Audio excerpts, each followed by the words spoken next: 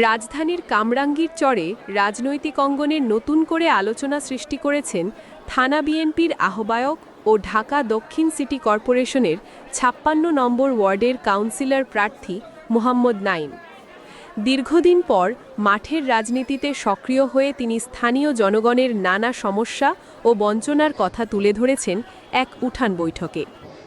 গত ৭ই এপ্রিল কামরাঙ্গীর চর মধ্য রসুলপুর এলাকায় অনুষ্ঠিত এক উঠান বৈঠকে প্রধান অতিথির বক্তব্যে তিনি বলেন, আমরা দীর্ঘদিন ক্ষমতার বাইরে ছিলাম। প্রায় ১৭ বছর আমরা এলাকায় সক্রিয়ভাবে থাকতে পারিনি। এই দীর্ঘ সময় ধরে দেশ পরিচালনা করেছে আওয়ামী লীগ। তিনি অভিযোগ করেন, এই সময়কালে সাধারণ মানুষের ন্যায্য অধিকার থেকে বঞ্চিত হওয়ার ঘটনা ঘটেছে।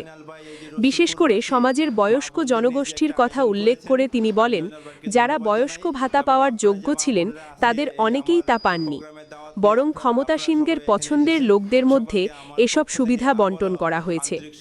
তার এই বক্তব্য স্থানীয়দের মধ্যে বেশ সাড়া ফেলেছে।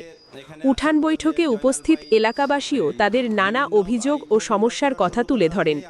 অনেকেই জানান, সরকারি বিভিন্ন সহায়তা কার্যক্রমে স্বচ্ছতার অভাব ছিল এবং প্রকৃত উপকারভোগীরা অনেক সময় বঞ্চিত হয়েছেন।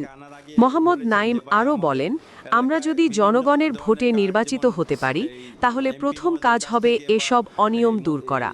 প্রকৃত যোগ্যদের হাতে সরকারি সুবিধা পৌঁছে দেওয়া হবে। তিনি স্বচ্ছতা, জবাবদিহিতা এবং জনগণের অধিকার প্রতিষ্ঠার প্রতিশ্রুতি দেন।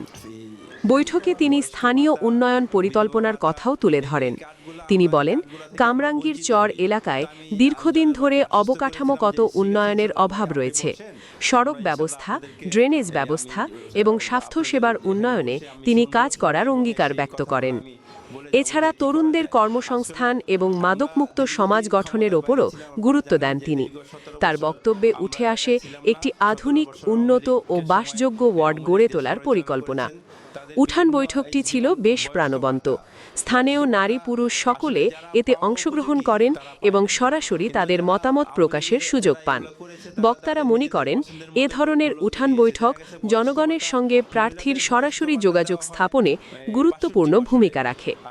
সবশেষে মোহাম্মদ নাঈম এলাকাবাসীর উদ্দেশ্যে বলেন, আপনারা যদি আমাকে সুযোগ দেন, আমি আপনাদের পাশে থেকে কাজ করতে চাই। আপনাদের অধিকার প্রতিষ্ঠা এবং এলাকার উন্নয়নই হবে আমার প্রধান লক্ষ্য। কামরাঙ্গীর চরের রাজনৈতিক পরিস্থিতিতে এই বক্তব্য নতুন মাত্রা যোগ করেছে বলে মনে করছেন বিশ্লেষকরা। আসলে আমরা দীর্ঘদিন ক্ষমতার বাইরে ছিলাম। আপনারা জানেন যে দীর্ঘ ১৭ বছর আমরা এলাকায় ছিলাম না। ১৭ বছর আওয়ামী লীগের সময় আওয়ামী লীগ দেশ পরিচালনা করেছেন। তাদের বিভিন্ন এই যেমন বয়স্ক ভাতা আসলে যারা পাওয়া উপযোগী তারা পায় নাই, কিন্তু যারা আওয়ামী লীগের যারা এগুলো করেছে তারা তাদের নিজেদের পছন্দের মতো লোকগুলোকে দিয়েছে। দেখা গেছে বয়স্ক ভাতা, মহিলাদের বয়স্ক ভাতা দেওয়া হয় ৬২ বছরে, আর পুরুষদের দেওয়া হয় ৫৬ বছর, এই ৬৫ বছরে। তো ওই বয়স্ক ভাতার তারা আওয়ামী লীগের লোকজনরা তাদের নিজেদের পছন্দের মতো লোকদেরকে দিয়েছে। যা দেখা গেছে এই ৬২ বছর হয় নাই, কিন্তু ওনাদের পছন্দ মতো লোক পাইছে, দিয়ে গেছে। যে পুরুষের ৬৫ বছর হয় নাই, কিন্তু তারপরেও তাদের এই পছন্দ মতো লোকদেরকে দিয়েছে। তো আমরা এই ধরনের অনিয়ম আমরা সামনে ইনশাল্লাহ আর হবে না। জনাব তারেক রহমান প্রধানমন্ত্রী হয়েছেন, তিনিও বলেছেন যে আমি প্রধানমন্ত্রী হতে পারলে ইনশাল্লাহ এই ৪ কোটি ফ্যামিলি কার্ড দিব।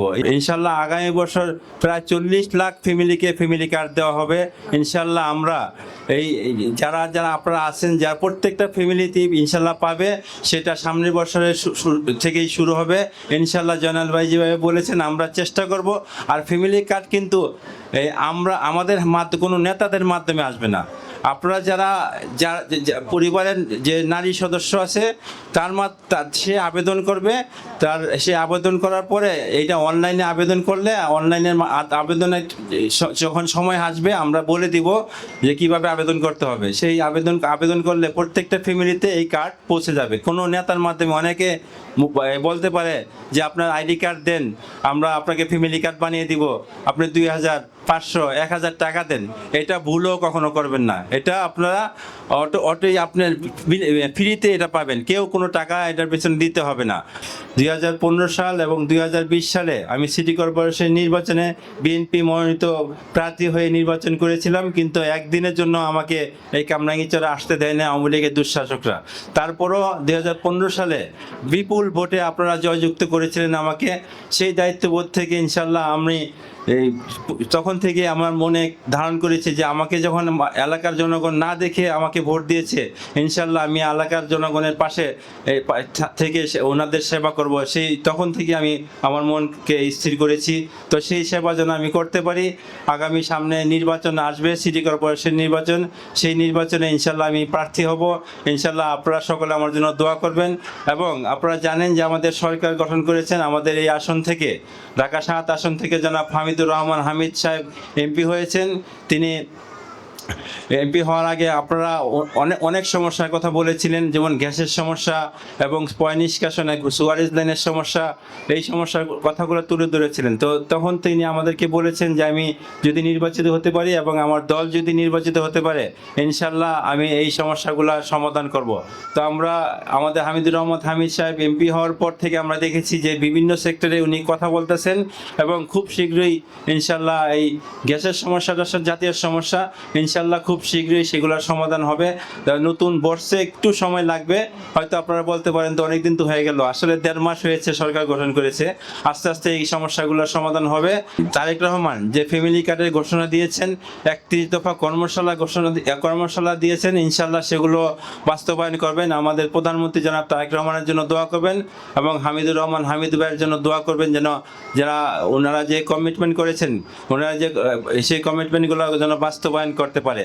আর আমি আবারও আমার জন্য দোয়া চাচ্ছি, যেন আপনারা আমার জন্য দোয়া করবেন, আপনাদের পাশে থেকে আপনাদের সেবা করতে পারি। এবং আমি এই যে জয়নাল ভাই বলেছেন যে আপনি এই বিভিন্ন সময় সরকারের অনুদান আসলে এগুলো আপনারা আমাদের রসুলপুরবাসী পায় না, ইনশাল্লাহ সেটা আমার মাথায় রাখবো। আমিও আমার ব্যক্তিগতভাবে অনেক সময় অনেক কিছু দেই, সেটা মাথায় রেখে ইনশাল্লাহ কাজ করব। এবং আমাদের দল থেকে যেই সুযোগ সুবিধাগুলো আসবে, আমরা ইনশাল্লাহ চেষ্টা করব সবাই যেন সেটা উপভোগ করতে পারে, সেটা চেষ্টা করব।